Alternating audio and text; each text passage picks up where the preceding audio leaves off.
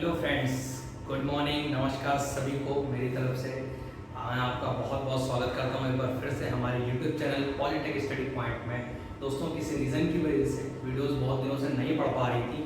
आज एक बार फिर से मैं आपके सामने प्रेजेंट हुआ हूँ हमारे स्टील के लेक्चर को लेके। दोस्तों, हमने पिछली वीडियोज़ में अपने रिवेटेड जॉइंट को पूरा कवर कर लिया था। वो टॉपिक हमारा पूरा कम्प्लीटली कवर हो चुका था, जिसमें हमने रिवेटेड जॉइंट की थ्योरी प्लस उसके न्यूमेरिकल्स आने वाले क्वेश्चंस, इस टाइप के क्वेश्चंस आते हैं जिसमें हमने स्ट्रेंथ निकालने के क्वेश्चंस किए थे। हम स्ट्रेंथ्स को निकाल लेते हैं। उसके बाद हमने 1 से 2 क्वेश्चन हमने किसके किए थे, डिजाइनिंग ऑफ रिवेटेड जॉइंट के भी किए थे दोस्तों, जो कि बहुत ज़्यादा इंपॉर्टेंट है। अब हम इस वीडियो में आपके लिए लेके आए हैं वेल्डेड जॉइंट, जो कि नेक्स्ट टॉपिक है। ये भी बहुत ही इंपॉर्टेंट है। जैसे कि रिवेटेड जॉइंट इंपॉर्टेंट था हमारा, वैसे ही वेल्डेड जॉइंट इंपॉर्टेंट है। तो आइए बिना देर के स्टार्ट करते हैं अपने टॉपिक को। इसका नाम है वेल्डेड जॉइंट। तो दोस्तों, जैसे कि हमारा हमने पढ़ा था रिवेटेड जॉइंट, तो डेफिनेशन अगर समझें तो डेफिनेशन से क्या था, रिवेटेड जॉइंट कौन सा जॉइंट होता है, वो जॉइंट जिसको हम रिवेट की हेल्प से करते हैं तो वो रिवेटेड जॉइंट कहलाता था हमारा। तो सेम वैसे ही अगर हम वेल्ड की हेल्प से करते हैं किसी भी 2 प्लेट्स को, अगर हम ज्वाइंट करते हैं, चाहे वो लैप ज्वाइंट करें चाहे बट ज्वाइंट करें, अगर हम उसको वेल्ड की हेल्प से करते हैं, रिवेट का यूज नहीं करते हैं, वेल्डिंग करते हैं अगर उसमें, तो वो जॉइंट कैसा जॉइंट कहलाएगा दोस्तों, वेल्डेड जॉइंट कहलाएगा। जैसे कि मान लीजिए हमारी एक प्लेट ये ए है, ये एक प्लेट बी है, इनको हमने क्या किया, आपस में एक दूसरे के ऊपर ओवरलैप करा दिया। ये लैप जॉइंट है हमारा, तो ये कौन सा हो जाएगा, यहाँ पे वेल्डेड लैप जॉइंट हो जाएगा। देखिए हमारा, तो ऐसा कुछ इसको हम रिप्रेजेंट करते हैं। मान लीजिए ये हमारी एक प्लेट है, ठीक है, दूसरी प्लेट ये है, इसको अगर हम वेल्ड करेंगे तो इसका अगर सेक्शनल प्लान देखेंगे ना दोस्तों, तो ये ऐसा कुछ आएगा। ये चारों तरफ से हमारा, इसको हम ऐसे रिप्रेजेंट करते हैं दोस्तों। अच्छा, अब जरूरत क्या पड़ी वेल्ड ज्वाइंट करने की, काम तो हमारा रिवेट से भी हो रहा था ना दोस्तों, तो जरूरत क्या पड़ी, तो आइए देखते हैं क्या एडवांटेजेस हैं वेल्डेड ज्वाइंट के ओवर रिवेटेड ज्वाइंट। तो दोस्तों, जैसे कि मैंने आपसे पूछा था ये क्वेश्चन कि रिवेट ज्वाइंट जब हमारे लिए सफिशिएंट था तो हमें वेल्डिंग ज्वाइंट की जरूरत क्यों पड़ी। तो आइए देखते हैं एडवांटेजेस क्या है इसके वेल्डेड ज्वाइंट के ओवर रिवेटेड ज्वाइंट। तो पहला एडवांटेज है दोस्तों, very less noise is produced. अच्छा, जब हम रिवेट जॉइंटिंग करते हैं तो हैमर से हम रिवेट को प्रेस करते हैं दूसरी तरफ उसका हेड बनाने के लिए, उसमें नॉइज बहुत प्रोड्यूस होती है। प्लेट्स को ठोकते हैं, मतलब प्लेट्स को क्या ठोकते हैं, मतलब हैमरिंग करते हैं, तो हैमर क्या करते हैं, या मशीन प्रेस की हेल्प से भी करते हैं तो भी उसमें साउंड प्रोड्यूस होती है। लेकिन वेल्डिंग में ऐसा कुछ भी नहीं होता है, इसलिए ये बेटर होता है एज कम्पेयर टू रिवेटिंग से। दूसरा क्या है advantage, less machinery required in this joint. इस जॉइंट को करने के लिए बहुत ही लेस इंस्ट्रूमेंट्स और टूल्स की जरूरत पड़ती है हमें, जैसे कि उसमें बहुत सारे टूल्स की जरूरत पड़ती है।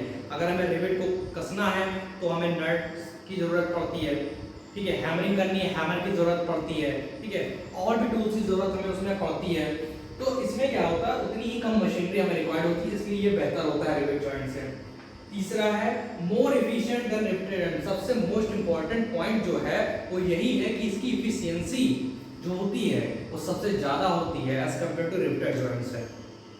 इसीलिए दोस्तों, अगर आपको कहीं पे बोला जाए कि रिवेटेड जॉइंट एक जगह लगाना हो, एक जगह वेल्डेड जॉइंट लगाना हो, तो आप किसको प्रेफर करेंगे, आप प्रेफर करेंगे वेल्डेड जॉइंट को, क्योंकि इसकी इफिशियंसी जो होती है ना दोस्तों, इफिशियंसी हमने क्या पढ़ी थी, आधा आपको पिछले टॉपिक में, output upon input into 100, strength of the joint upon strength of the plate into 100 पढ़ी थी। तो जितना ज्यादा हमारी इसकी स्ट्रेंथ होगी उतना ही ज्यादा एफिशिएंट होगा हमारा, क्योंकि इसमें क्या होता है, स्ट्रेंथ हमें बहुत ज्यादा मिलती है। चौथा, plates of less thickness and width can be joint. सबसे ज्यादा इंपॉर्टेंट कि कम थिकनेस की जो प्लेट्स होती है, अगर हम कम थिकनेस की प्लेट्स को रिवेट जॉइंट से अगर जोड़ते हैं ना, तो उसको जब हम ठोकेंगे तो हो सकता है प्लेट टूट जाए हमारी, क्योंकि भाई बहुत ही पतली प्लेट है, तो हो सकता है डैमेज हो सकती है, प्लेट हमारी टूट सकती है, वहां से फेल हो सकती है। लेकिन अगर हम उसमें वेल्डिंग करेंगे तो दोस्तों ये हमारी बहुत ही आसानी से हो जाएगी विदाउट एनी डैमेज, तो इसलिए ये बेटर है as compare to riveted joint. लेकिन अब कहते हैं ना, किसी चीज के अगर एडवांटेज है तो कुछ डिसएडवांटेज भी होते ही हैं, तो आइए देख लेते हैं डिसएडवांटेज क्या है। Electricity is needed in high amount.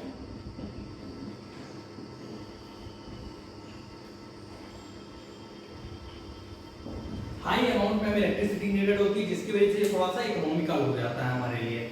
दूसरा है does not bear the vibrations.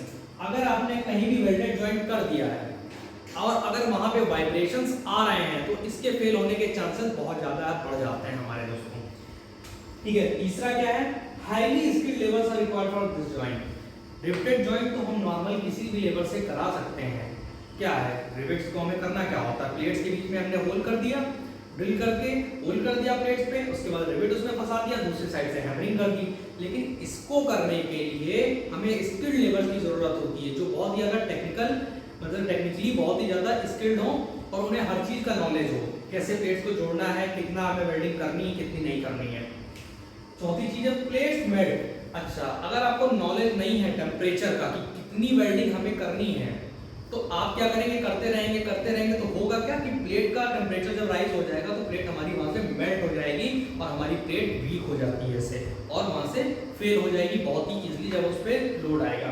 तो ये कुछ एडवांटेजेस और डिसएडवांटेजेस हैं, अक्सर करके क्वेश्चन आ जाता है एग्जाम में, आपके पूछ लेता है what is the disadvantage and advantage of the welded joint over riveted joint. तो आप लोग ध्यान से एक बार इसे पढ़ लीजिएगा।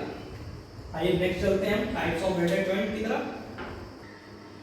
जैसे हमने रिवेट जॉइंट में टाइप पढ़े थे ना उसके, एक था लैप जॉइंट, दूसरा था बट जॉइंट। तो वैसे वेल्डेड जॉइंट में भी हमारे दो टाइप्स के वेल्डेड जॉइंट होते हैं, एक होता है फिलेट वेल्ड, दूसरा होता है बट वेल्ड। फिलेट वेल्ड में हम ओवरलैप कराते हैं, सिर्फ नाम चेंज है, बाकी जॉइंट हम वैसे ही करते हैं जैसे हम लैप को करते हैं ना, एक दूसरे के ऊपर ओवरलैप करा के, और बट में क्या करते हैं, सामने सामने रख के दोनों प्लेट्स को। तो वैसे ही यहाँ पे भी ये दो प्लेट्स हैं हमारी, इनको ओवरलैप करा दिया है, ये हमारा फिलेट वेल्ड कहलाता है, ये जो वेल्ड है ये वेल्ड हमारा फिलेट वेल्ड कहलाएगा।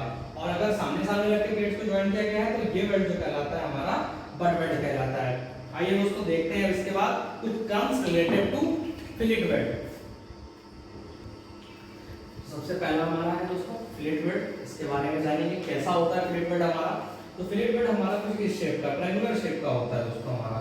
ये हमारी प्लेट्स हैं, देखिए ये दो प्लेट्स हैं, इन पे हमने ज्वाइन किया हुआ है। ये वेल्डिंग हमारा जो ये वेल्ड है ये कहलाता है फिलेट वेल्ड। और इसके कई पार्ट्स होते हैं, ये देख लेते हैं। जहां से वेल्डिंग स्टार्ट करते हैं और जहां पे एंड करते हैं, तो स्टार्टिंग पॉइंट जो होता है उसको हम लोग टो कहते हैं, सॉरी उसको हम लोग रूट कहते हैं, और जो एंडिंग पॉइंट होते हैं उसको हम लोग टो कहते हैं। ठीक है, अगर इसके रूट से जो इस ट्रायंगुलर की ये रूट है, इसकी ये रूट है, ये रूट है, और यहां से अगर हम परपेंडिकुलर डालते हैं इस ट्रायंगल की हाइपोटेनस पे, तो ये जो मिनिमम थिकनेस होती है ये हमारी कहलाती है दोस्तों थ्रोट थिकनेस, या इसी को हम लोग मिनिमम थिकनेस भी कहते हैं, या इसी को हम लोग थ्रोट थिकनेस भी कहते हैं दोस्तों।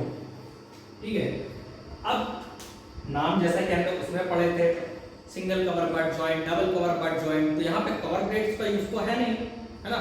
तो यहाँ पे क्या है कि नाम अगर होगा हमारा लेग, ये रूट से लेके टो तक की जो डिस्टेंस होती है इसको हम लोग लेग बोलते हैं दोस्तों। तो एक ये लेग हो गई, एक ये लेग हो गई हमारी। अगर both legs, if both legs are equal, अगर ये दोनों लेग बराबर है, ये भी एल है और ये भी एल है, तो ये कैसा कहलाएगा, ये जॉइंट कैसा कहलाएगा, इक्वल फिलेट वेल्ड जॉइंट कहलाएगा। और यही अगर दोनों both legs are not equal, अगर इक्वल नहीं है, इसकी लेंथ कुछ और है, इसकी L1 है, इसकी L2 है, तो ये क्या कहलाएगा, अनइक्वल फिलेट वेल्ड जॉइंट कहलाएगा दोस्तों। ठीक है, तो सारी चीजें आपको समझ में आ गई होंगी। जो मोस्ट इंपॉर्टेंट चीज है दोस्तों वो है जानने की थ्रोट थिकनेस क्या होती है। अगर का डेफिनेशन पूछ लेता है 1 मार्क्स में 2 मार्क्स में आपके में कि थ्रोट थिकनेस क्या होती है, तो थ्रोट थिकनेस को आगे डिफाइन करते हैं। इट इज द परपेंडिकुलर, दोस्तों ये साइन परपेंडिकुलर का है, कंफ्यूज मत होइएगा कि क्या साइन बना दिया, perpendicular. The perpendicular drawn from the root of the weld, root of the weld से परपेंडिकुलर ड्रॉ किया गया है टू द हाइपोटेनस, हाइपोटेनस पे ये परपेंडिकुलर जो है यही हमारी क्या कहलाती है दोस्तों, थ्रोट थिकनेस कहलाती है। या इसको दूसरे टर्म में अगर डिफाइन करें, it is the minimum thickness of the weld from where, अगर इसको हम दूसरे टर्म में डिफाइन करना चाहें तो इसको ऐसे हम डिफाइन कर सकते हैं, minimum thickness of the weld from where the joint fails।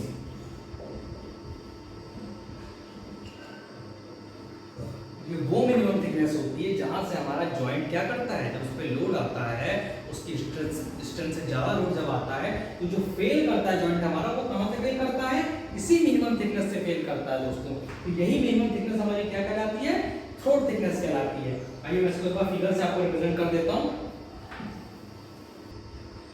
तो देखिए ये हमारी प्लेट्स है, देखिए ये मैं आपको रिप्रेजेंट करके दिखा रहा हूँ यहाँ पे आप, ठीक है ना, बहुत अच्छे से समझ में आएगा आपको कैसे हम लोग जॉइंट वेल्डेड जॉइंट कैसे हम लोग लगाते हैं।